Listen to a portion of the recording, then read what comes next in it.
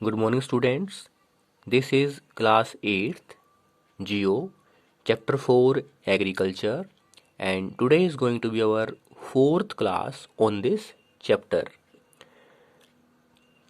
अब तक हमने समझा कि जो एग्रीकल्चर है वो एक इकोनॉमिक एक्टिविटी है, एक आर्थिक गतिविधि है और वो तीन मुख्य आर्थिक गतिविधि प्राइमरी, सेकेंडरी, टर्सरी में से एक है और जैसा कि भारत की आधी जनसंख्या कृषि पर, फार्मिंग पर आधारित है, हम कल्पना कर सकते हैं, अनुमान लगा सकते हैं कि जो एग्रीकल्चर है, जो प्राइमरी एक्टिविटी है, जो प्राइमरी इकोनॉमिक एक्टिविटी है, वो कितनी महत्वपूर्ण है। एग्रीकल्चर को, फार्मिंग को ज्योग्राफिकल कंडीशन, भौगोलिक स्थिति और डिमांड ऑफ प्रोड्यूस, उत्पादन की मांग और जो मजदूरी है, जो लेबर है, उसको देखते हुए और जो तकनीक है उसका स्तर देखते हुए फार्मिंग को दो प्रकार में बांटा गया है। पहला है सबसिस्टेंस एग्रीकल्चर, यानी जीवन यापन संबंधी कृषि, और दूसरा है कॉमर्शियल एग्रीकल्चर, यानी व्यापार के संबंध में जो कृषि होती है। यहाँ पे जो सबसिस्टेंस एग्रीकल्चर है उसको आगे दो भागों में बांटा गया है, इंटेंसिव सबसिस्टेंस फार्मिंग और प्रिमिटिव सबसिस्टेंस फार्मिंग। फिर प्रिमिटिव सबसिस्टेंस फार्मिंग को आगे बांटा गया है शिफ्टिंग कल्टीवेशन और नोमैडिक हर्डिंग के रूप में बांटा गया है। ऐसे ही कॉमर्शियल फार्मिंग को भी दो भागों में बांटा गया है, कॉमर्शियल फार्मिंग, मिक्स्ड फार्मिंग और प्लांटेशन। इस तरह से कॉमर्शियल फार्मिंग को दो नहीं, तीन भागों में बांटा गया है। जहां सबसिस्टेंस एग्रीकल्चर में, सबसिस्टेंस फार्मिंग में जो उत्पादन है, जो प्रोड्यूस है, जो प्रोडक्शन है, वो एक परिवार की ज़रूरतों को, परिवार के जीवन यापन के लिए, उसको पूरा करने के लिए किया जाता है और परिवार के सदस्य ही जो उत्पादन की प्रक्रिया है उसमें योगदान देते हैं और बहुत कम तकनीक का प्रयोग किया जाता है। वहीं दूसरी ओर कॉमर्शियल फार्मिंग में भारी मात्रा में पूंजी का निवेश होता है, कैपिटल का इन्वेस्टमेंट होता है और तकनीक की दृष्टि से जो मशीनें हैं वो लार्ज स्केल पर, बड़े स्तर पर प्रयोग की जाती हैं और वो फसलें उगाई जाती हैं जो बाजार के लिए आवश्यक हैं।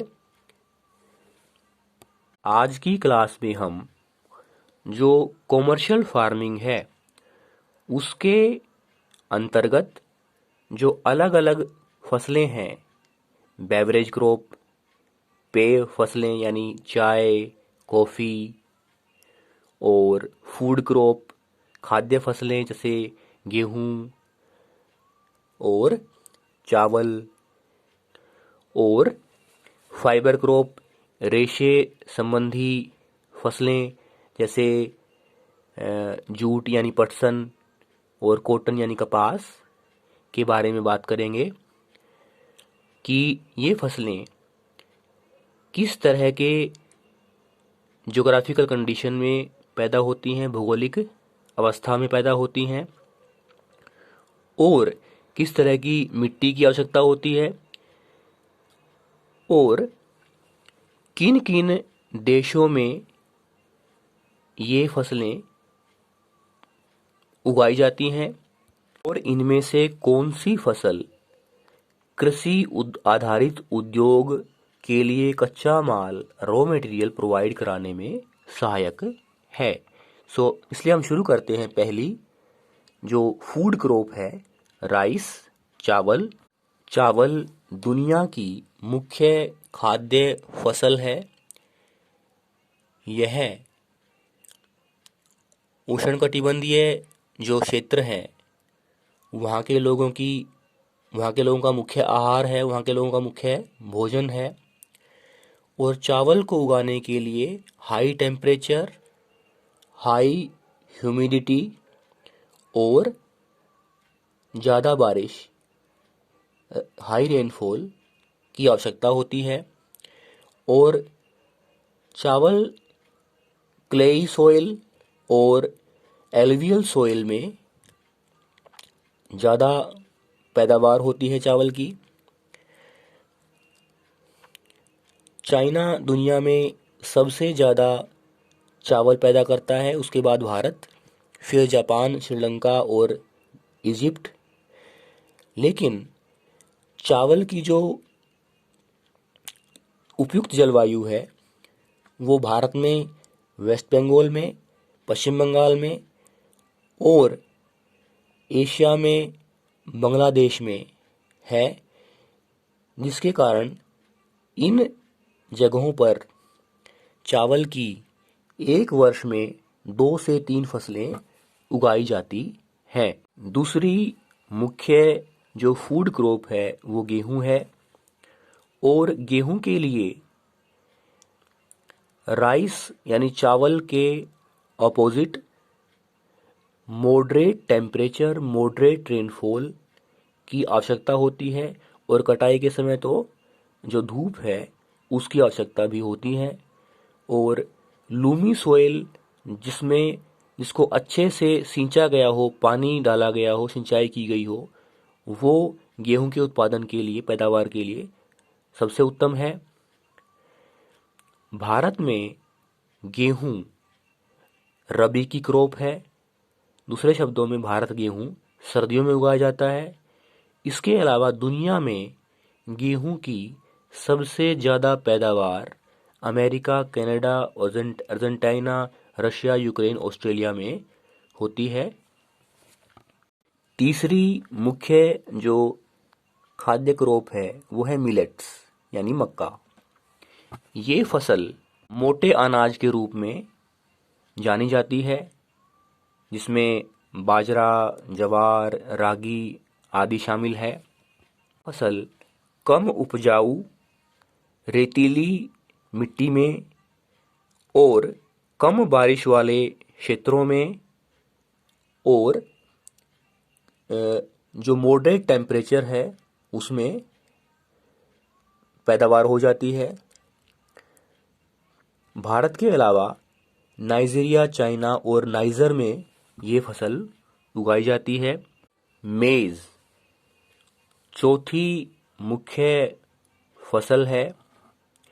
ये फसल मॉडरेट टेम्परेचर, मॉडरेट रेनफॉल और काफ़ी मात्रा में धूप इसके लिए आवश्यक है। और इसके लिए उपजाऊ मिट्टी होनी चाहिए जिसकी सिंचाई अच्छे से की गई हो, वेल ड्रेन्ड हो। और जो मेज़ है वो north America, Brazil, China, Russia, Canada, Mexico और भारत में भी ये फसल उगाई जाती है। इस तरह से मेज़ चौथी मुख्य कॉमर्शियल क्रॉप है। जो पांचवी मुख्य कॉमर्शियल क्रॉप है और फाइबर क्रॉप भी है, जिसका नाम कॉटन है, जिसके लिए उच्च तापमान, हल्की बारिश और 210 बिना कोहरे के धूप वाले दिनों की आवश्यकता होती है।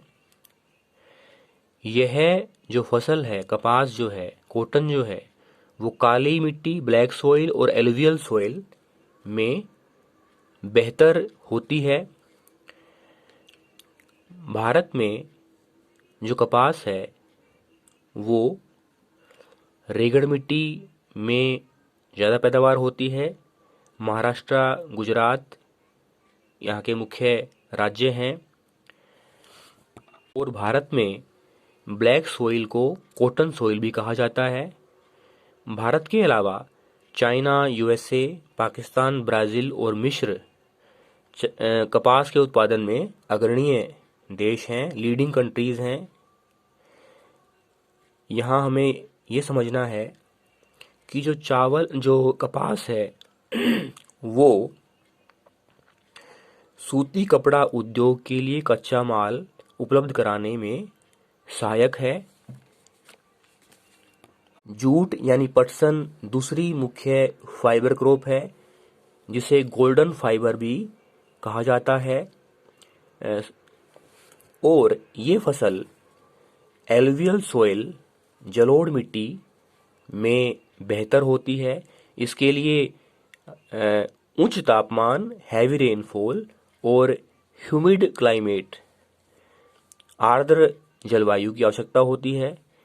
यह फसल जो ट्रॉपिकल एरियाज हैं, जो उष्णकटिबंधीय क्षेत्र हैं, वहाँ उगाई जाती है।